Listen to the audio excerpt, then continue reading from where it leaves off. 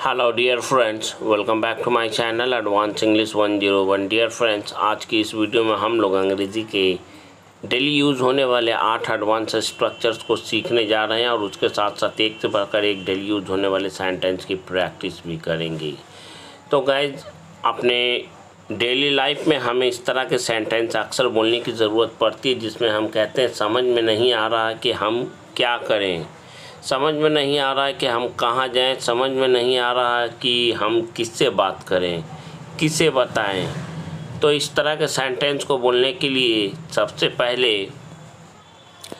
तो इसके लिए एक फिक्स स्ट्रक्चर है जो है आई एम कन्फ्यूज्ड। ये बिल्कुल फिक्स है। उसके बाद WH वर्ड का यूज़ करेंगे, उसके बाद आई शुड, उसके बाद वर्ब की फर्स्ट फॉर्म का यूज़ करते हुए सेंटेंस को बोलेंगे। इसे और अच्छी तरह से समझने के लिए बढ़ते हैं इसके कुछ एग्जाम्पल सेंटेंस की ओर। पहला सेंटेंस है समझ में नहीं आ रहा क्या करूं, या फिर यूं कहें समझ में नहीं आ रहा कि क्या करूं।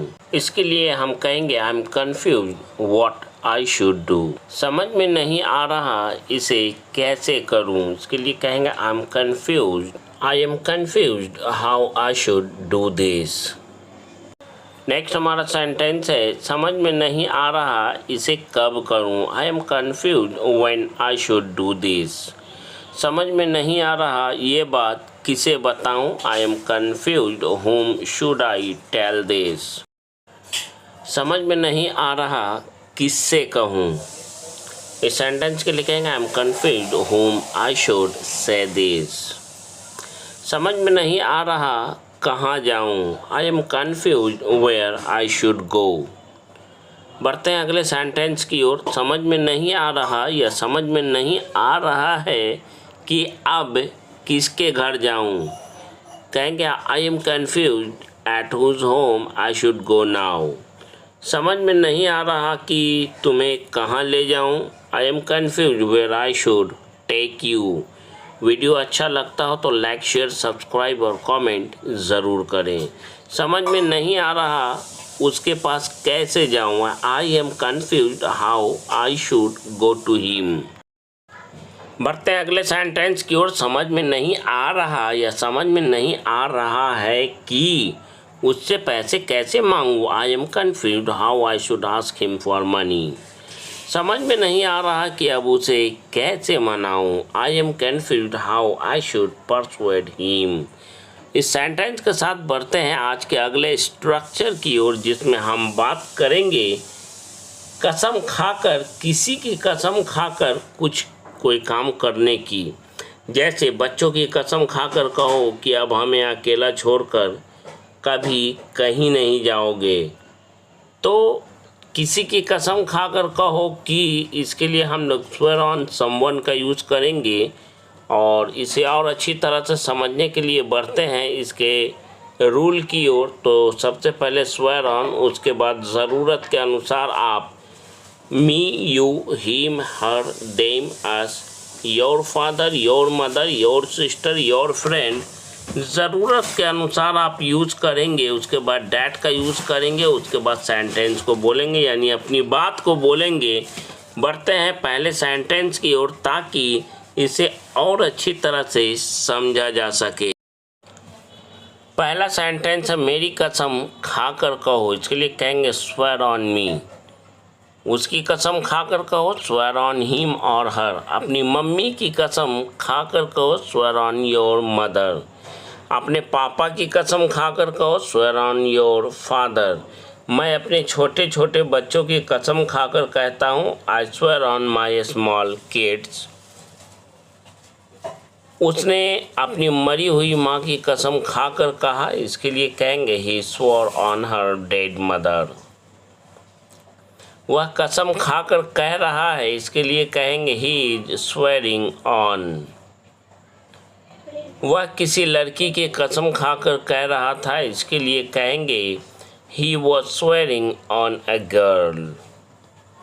नेक्स्ट हमारा सेंटेंस है वो अपनी मम्मी की कसम खाकर कहने को तैयार नहीं है, इसके लिए कहेंगे he is not ready to swear on his mother. Next हमारा सेंटेंस है, अपनी मम्मी की कसम खाकर कहो कि तुमने मेरा पैसा नहीं चुराया। Swear on your mother that you did not stall my money. Video आपको अच्छा लगता हो तो प्लीज़ लाइक, शेयर, सब्सक्राइब और कमेंट ज़रूर करें, क्योंकि बहुत मेहनत लगता है वीडियो बनाने में। कसम खाकर कहो कि तुमने अपनी नज़रों से कुछ भी गलत नहीं देखा। Swear on that you did not see anything wrong with your own eye। बढ़ते हैं अगले स्ट्रक्चर की ओर, जिसमें हम लोग किसी काम का करना उचित है या मुनासिब है या उचित नहीं है या मुनासिब नहीं है से जुड़ा हुआ सेंटेंस को हम लोग बोलना सीखेंगे। और इसके लिए इट इज़ प्रेजेंट के लिए और इट वॉज पास्ट के लिए नेगेटिव अगर बात बोलनी है तो नॉट का यूज़ करेंगे, नहीं बोलनी है तो नहीं यूज़ करेंगे। उसके बाद एप्रोप्रिएट टू, उसके बाद वर्ब के फर्स्ट फॉर्म का यूज़ करते हुए सेंटेंस को हम लोग बड़े आराम से बोलना सीखेंगे। इसे और अच्छी तरह से समझने के लिए बढ़ते हैं इसके बहुत सारे एग्जाम्पल सेंटेंस की ओर। पहला सेंटेंस है, माता पिता को पलट कर जवाब देना मुनासिब नहीं है, उचित नहीं है, वाजिब नहीं है। It's not appropriate to talk back to parents. किसी के साथ बदतमीजी से बात करना उचित नहीं है, मुनासिब नहीं है। It is not appropriate to talk rudely with anyone. Next हमारा सेंटेंस है, सबके सामने झूठ बोलना उचित नहीं है। इसके लिए कहेंगे it's not appropriate to lie in front of anyone. सबके सामने, इन फ्रंट ऑफ ऑल। किसी का अपमान करना उचित नहीं है, मुनासिब नहीं है, वाजिब नहीं। इसके लिए कहेंगे it's not appropriate to insult anyone.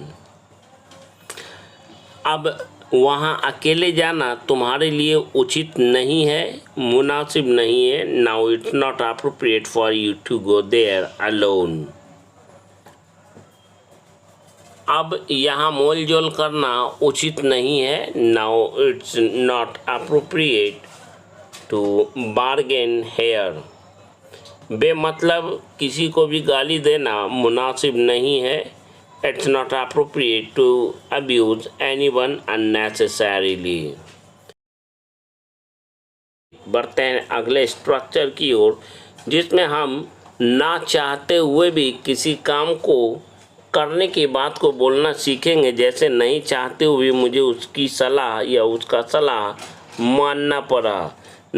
तो नहीं चाहते हुए भी या ना चाहते हुए भी या नहीं चाहने के बावजूद भी, जब भी हमें अपने सेंटेंस में ऐसा बोलना हो तब हम लोग subject plus has have present के लिए, हैड पास्ट के लिए, उसके बाद टू प्लस वर्ब की फर्स्ट फॉर्म, उसके बाद इवन इफ, उसके बाद सब्जेक्ट के अनुसार प्रेजेंट के लिए डोंट और डजेंट का यूज़ करेंगे और पास्ट के लिए डिड नॉट का यूज़ करेंगे और लास्ट में वांट टू का यूज़ करके अपने सेंटेंस को लास्ट करेंगे।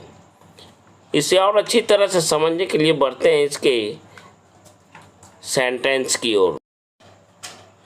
पहला सेंटेंस है, नहीं चाहते हुए भी मुझे उसकी या उसकी सलाह माननी पड़ी या उसका सलाह मानना पड़ा। I had to take his advice even if I did not want to.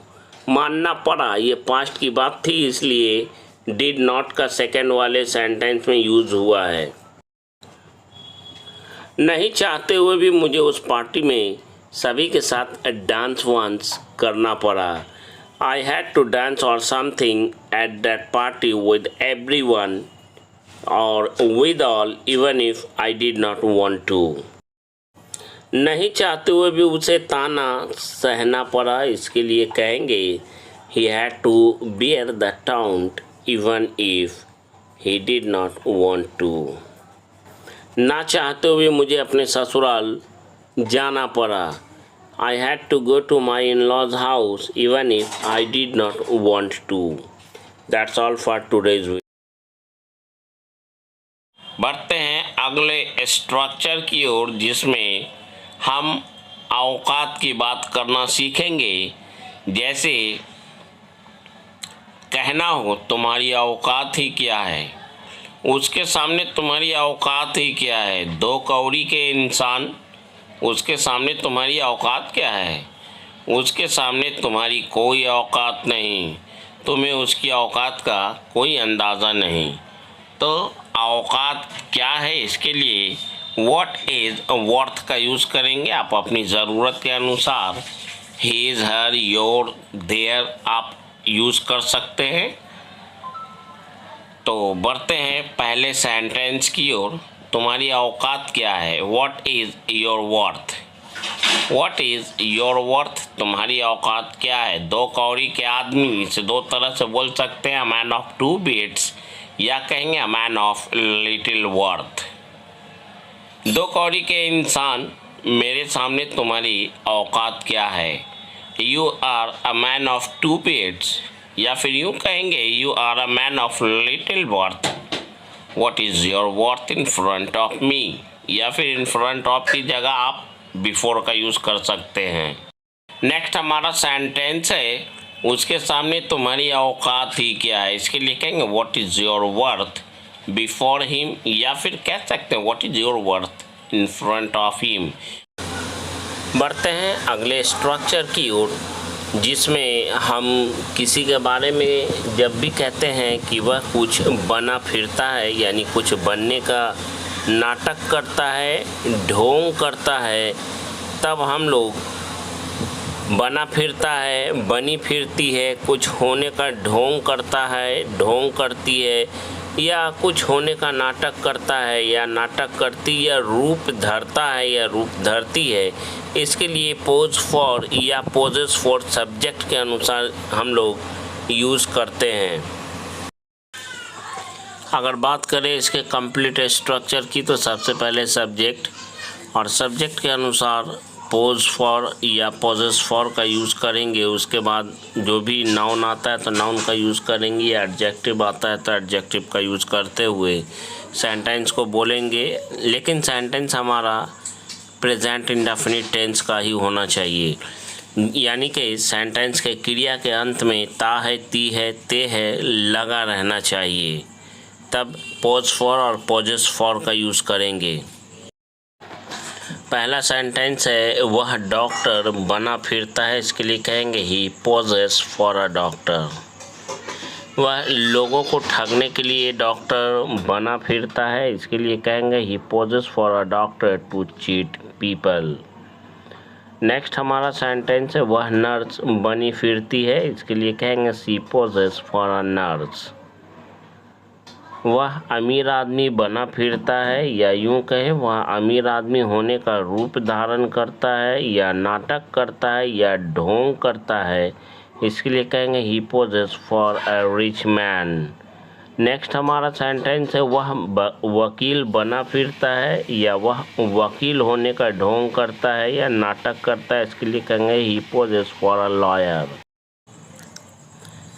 वह एक विद्वान होने का रूप धारण करता है, या ढोंग करता है, या नाटक करता है, या विद्वान बना फिरता है। इसके लिए कहेंगे he poses for a scholar. बढ़ते हैं नेक्स्ट सेंटेंस की ओर, वह अमीर आदमी बना फिरता है। इसके लिए कहेंगे he poses for a rich man. होशियार बनने का नाटक मत करो, मैं तुम्हारे रग रग से वाकिफ़ हूँ। इसके लिए हम लोग कहेंगे don't pose for a smart guy, I know you inside out. I know you inside out मतलब मैं तुम्हारे रग रग से वाकिफ़ हूँ। वह हमेशा एक अमीर महिला होने का दिखावा करती है। She always poses for a rich lady.